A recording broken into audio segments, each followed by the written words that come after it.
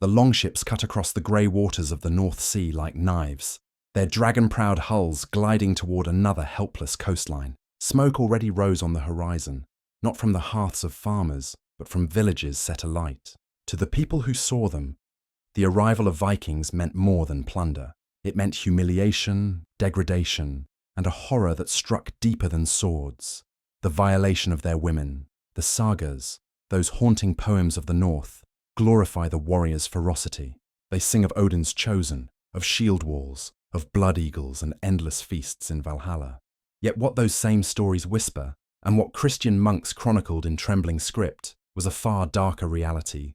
For the Vikings, conquest was never limited to land or gold. It extended to bodies, to the wives of defeated warriors, to the daughters of conquered households, to the women who became living symbols of domination. Imagine the terror of a Saxon village, its men butchered or dragged off in chains. In the smouldering aftermath, the women are corralled like livestock, chosen as spoils by the very men who had slaughtered their kin. These acts were not private crimes, but public displays of power. They were demonstrations of ownership, a grim reminder that, to the Viking mind, the greatest humiliation of an enemy was not only his death, but the corruption of his bloodline through the violation of his wife. This was not an anomaly in history. Ancient and medieval warfare often blurred the lines between conquest and cruelty, but among the Vikings, it carried a particular brutality, celebrated as a warrior's entitlement. The right of the victor was not hidden. It was woven into the cultural fabric of raiding. Women became trophies, proof of masculine dominance, and tools of psychological warfare. A defeated man's honor, his household, and his lineage could all be erased in a single night of violence. Even among their contemporaries, this practice drew gasps of horror. Monks chronicling the Viking raids of England in the 9th century described not only the burning of churches, but the desecration of families. Women taken before the eyes of their children. Noble wives stripped of their titles, their dignity, their safety, and remade as concubines or slaves in distant fjords. Why did this happen?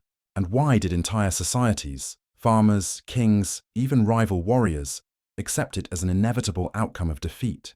Was it only lust and brutality, or something more deliberate? The answer lies in the psychology of control, in the Norse belief that to dominate an enemy utterly required not just his death, but his erasure as a father and husband.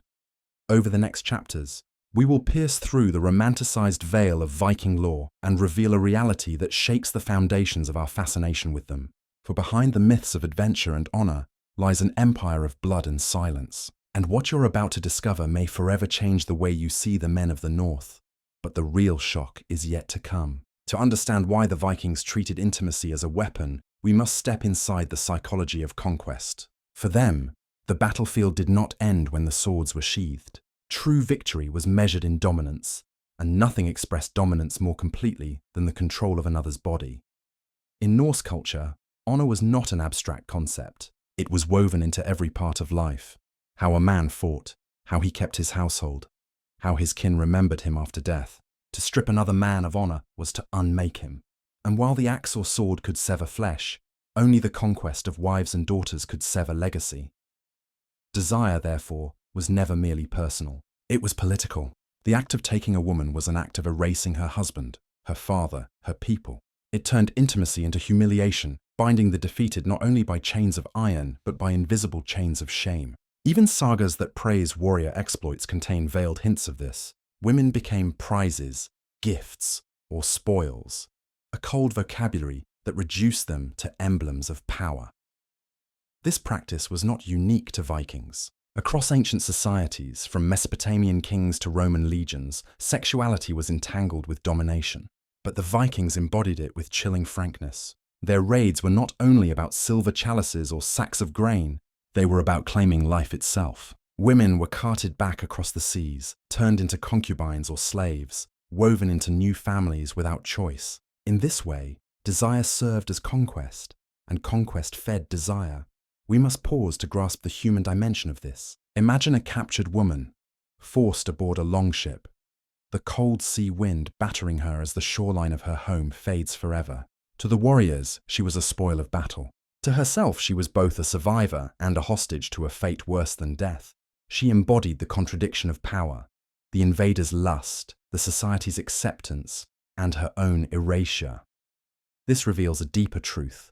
Sexuality in Viking society was not only pleasure, but leverage. Chieftains and jarls used women to bind alliances. Slaves born of conquest became part of the household economy, reminders of a master's victories. Even marriage itself could be a contract of power. A woman might be given as the price of peace. Her body traded as currency in political negotiations. Desire, then, was never private. It was spectacle, weapon, and strategy. The intimacy of one became the humiliation of another. Through it, the Vikings maintained a culture where fear magnified their power, where victory extended from battlefield to bedchamber. It is here, in this blurred line between passion and politics, that we glimpse the true darkness of their practices. They did not simply kill enemies, they consumed them, body and legacy alike. And in this consuming fire of conquest, the wives of defeated warriors became both trophies and torments, forever reshaping the social fabric of the Viking world. Yet even this was only the beginning. For one scandal, one story preserved in history, would reveal just how far this obsession with control could go. History is filled with shadows, and within the Norse world, few shadows fall as dark as those cast during the Viking raids on Ireland and the British Isles. Among the chronicles of plunder and fire, one particular story stands out, a tale not of gold stolen or cities burned, but of women turned into weapons of humiliation. In the annals of Ulster, monks recorded with horror how Viking warbands struck at monasteries and villages along the Irish coast in the 9th century. These records speak not only of slaughter, but of wives and daughters taken away, their names erased as they disappeared into the holds of longships. What these annals hint at beneath their pious script was a practice that shocked even hardened contemporaries. The deliberate violation of women tied to slain warriors, carried out not in secret, but as a performance of dominance. One scandal centres on Olaf the White, a Norse Gael warlord who carved out power in Dublin around the mid-800s. His marriage to an Irish princess, Aed's daughter, was hailed as a political union.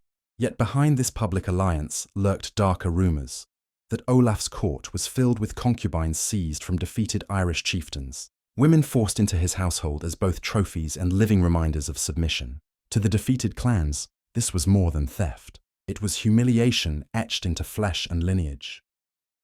Contemporary sagas and later chronicles portray similar tales with unsettling bluntness. In one saga fragment, a warrior boasts that to defeat a man in battle was good, but to take his woman under your roof was the true measure of victory. This echoes across accounts of Viking leaders like Ivar the Boneless, whose campaigns in England left not only villages burned, but noblewomen carried off. Reshaped into slaves or concubines, the human cost was immense. A warrior might die on the battlefield with honor, but his wife, once a respected matron of her community, was reduced to spoil. Her suffering was not a private wound, but a public shattering of her household's dignity. And if she bore children in captivity, those children became living symbols of erasure, their bloodlines tangled, their identity claimed by their captors. These scandals did not go unnoticed. Christian chroniclers wrote with bitterness about the Vikings' beastly lusts, describing them as wolves who devoured not only flesh but families. Yet to the Viking mind, there was no scandal. There was only victory. Their sagas, though quieter on these acts, reveal a cultural logic. Humiliation of enemies was as much a weapon as the axe. What makes Olaf's story particularly chilling is how normalized this became. His union with an Irish princess was framed as a marriage of diplomacy, yet the court he built was haunted by the silent screams of the conquered. This duality, public alliance cloaking private brutality, exposed the dangerous elasticity of power, where intimacy could be twisted into a tool of control. But if these scandals scarred the chronicles of Ireland and England, the true danger lay deeper still, in the way such practices seeped into politics, alliances and betrayals, reshaping not just households, but kingdoms. In the Viking world, intimacy was never confined to private chambers. It was currency, a tool as sharp as any blade, woven into the politics of alliances and betrayals. Behind every raid and every throne, there were women caught in a struggle where their bodies became the battlefield. Consider the marriage alliances that defined Viking diplomacy. A chieftain might offer his daughter to secure peace with a rival clan, or to cement ties with a foreign kingdom. But when peace collapsed and war erupted, those same women became pawns of vengeance. Their marriages, meant to bind loyalty, were undone with violence, their bodies reclaimed or taken as spoils by the victors. The very same intimacy that promised peace could be twisted into an act of domination, revealing how fragile the boundaries between politics and sexuality truly were. The story of Gunhild, the mother of kings, illustrates this tension. According to saga tradition, she was taught witchcraft in Finland and became the wife of Eirik Bloodaxe, one of Norway's most ruthless rulers. In the political imagination of her enemies, she was depicted as both seductress and manipulator, accused of ensnaring Eirik through desire and urging him into acts of cruelty. To her detractors, Gunhild embodied the dangerous intersection of sexuality and political intrigue, proof that intimacy could shape kingdoms as effectively as armies. But it was not only queens and noble, wives who influenced politics. Concubines seized from raids sometimes found themselves in positions of unexpected influence. Chronicles hint at Viking leaders keeping the wives of defeated nobles not simply for pleasure, but as living trophies within their courts. These women, stripped of freedom, could still serve as conduits of power. Their presence reminded rivals of what awaited those who defied Viking authority, and at times their children, born of coercion, were woven into dynastic claims, muddying bloodlines and creating disputes over inheritance that erupted into political feuds.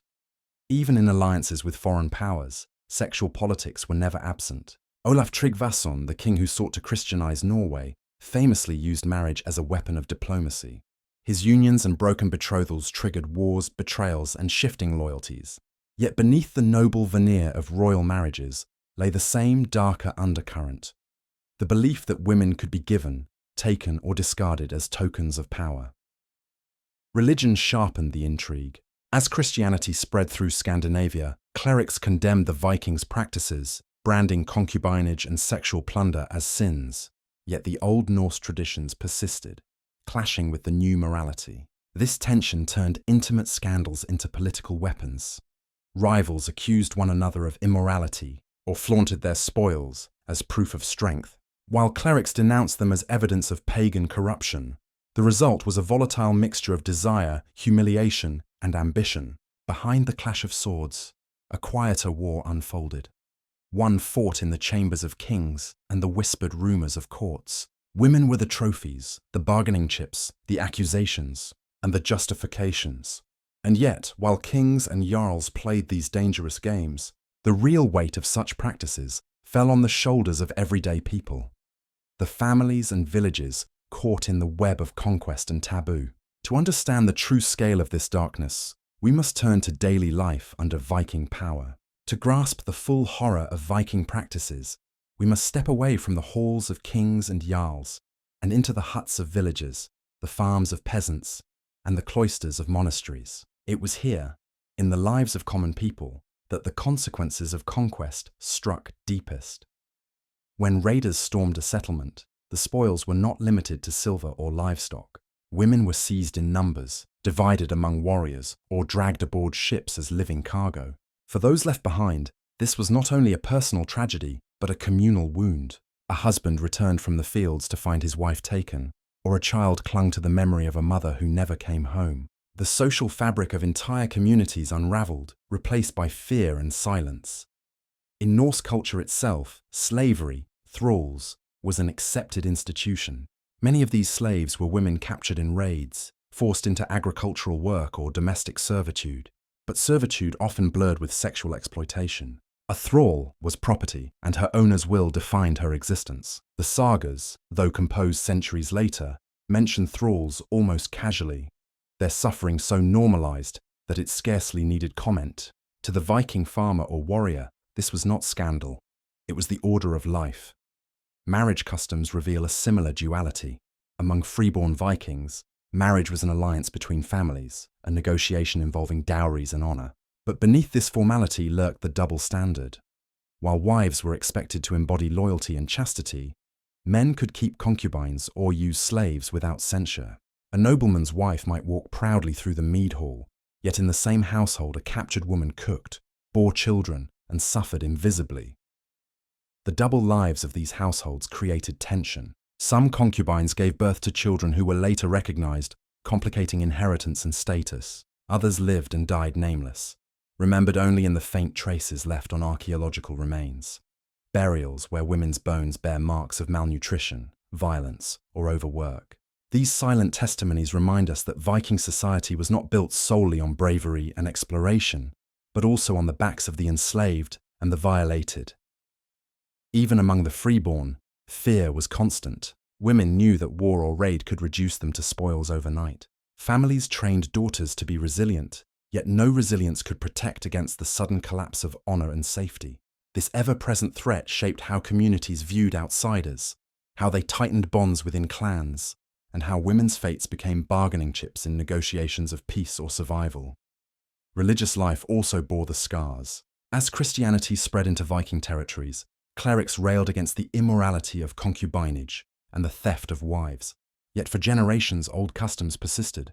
Pagan myths themselves reflected a world where gods abducted goddesses, where power was asserted through force. Such stories reinforced the belief that domination was a natural order, even a divine one. Thus, in daily life, the dark practices of conquest were not aberrations, but structures of existence. They shaped households, marriages, and communities, embedding fear and silence into the very core of Viking society.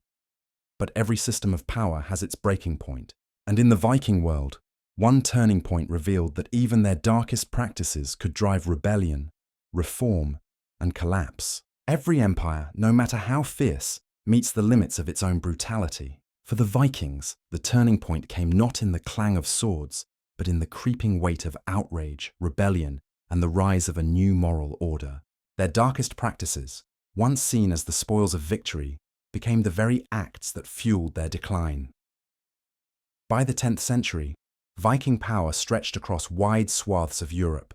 From the Danelaw in England to Dublin in Ireland, Norse settlers had woven themselves into the political fabric of foreign lands. Yet with power came scrutiny. Christian chroniclers filled their manuscripts with damning accounts. Women torn from sanctuaries, noble brides forced into unions with raiders, entire communities defiled. These stories circulated not only as records of horror, but as weapons of resistance, rallying local populations against their Norse overlords. One of the most decisive shifts came through religion. As Christianity gained footholds in Scandinavia, its message clashed directly with Viking customs. Clerics condemned concubinage, rape, and slavery as sins that damned entire peoples. Conversion was not instantaneous, but the seeds of change were sown. Kings such as Olaf Tryggvason and later Olaf Haraldsson, Saint Olaf, embraced Christianity and wielded it as both sword and shield. Their laws forbade the sexual enslavement of Christian women, turning what had once been a privilege of conquest into a criminal act under the new faith. Yet the turning point was not only spiritual, it was political. In England, the horror of Viking raids fueled alliances once thought impossible. Saxon lords, divided for generations, united under leaders like Alfred the Great, driven not merely by the theft of land, but by the violation of their families. The image of Viking cruelty, raiders burning churches, dragging nuns and noble women away, became the rallying cry that forged a collective resistance. Rebellion also sparked from within. Enslaved peoples, often women who had been taken as spoils, sometimes rose in defiance. Saga fragments and local traditions hint at violent uprisings in Viking settlements, moments when captives struck back at their captors. These rare flashes of resistance remind us that even under the weight of domination, silence was never absolute. The consequences for the Vikings were profound. Their reputation, once fearsome, grew into infamy.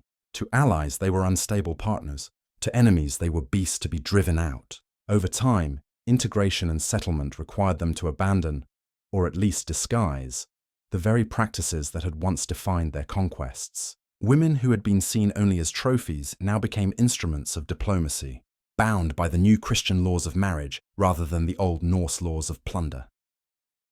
The turning point, then, was not a single battle or law, but a cultural fracture. The excesses of the Viking Age, particularly the violation of women, forced the Norse world to confront its own practices. The axe had won them kingdoms, but their darker appetites had sown the seeds of rebellion, reform, and eventual decline. And yet, the consequences of these practices did not vanish with conversion or defeat. Their legacy bled into history, shaping empires long after the longships disappeared from the seas. The Viking Age did not end with the sudden silence of longships. Its shadows lingered in memory, lore, and lineage. The practices that once terrorized villages and reshaped families left legacies that bled into the centuries to come. The most immediate consequence was cultural memory. In England, Ireland, and across continental Europe, the memory of Viking cruelty was preserved in monasteries and chronicles. These texts portrayed Norsemen not as daring explorers, but as wolves of the sea, men who brought fire, chains, and shame. The rape of noble women and the enslavement of common wives were not forgotten. They became moral lessons, invoked by clerics to warn against paganism. The Vikings in this narrative were the embodiment of lust and savagery, their downfall proof of divine justice. But memory was only one dimension. The demographic consequences were tangible.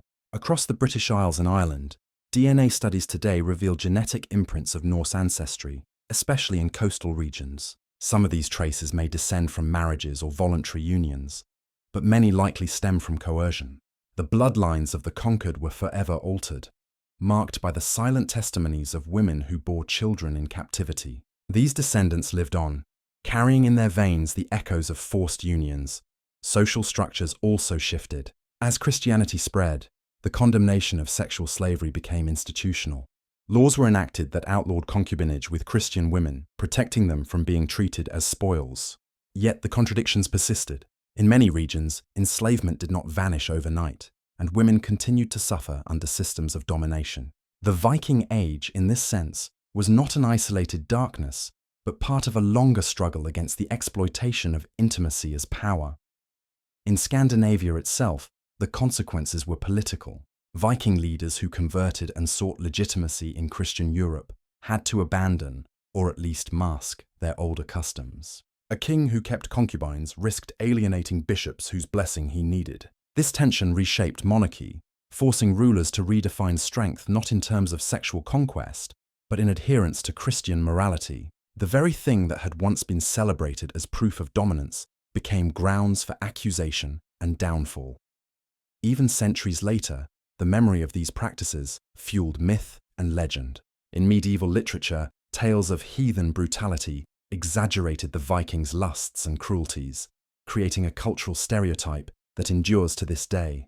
To Christians of the Middle Ages, the Viking became the archetype of the barbarian invader, a man who not only burned churches but defiled women.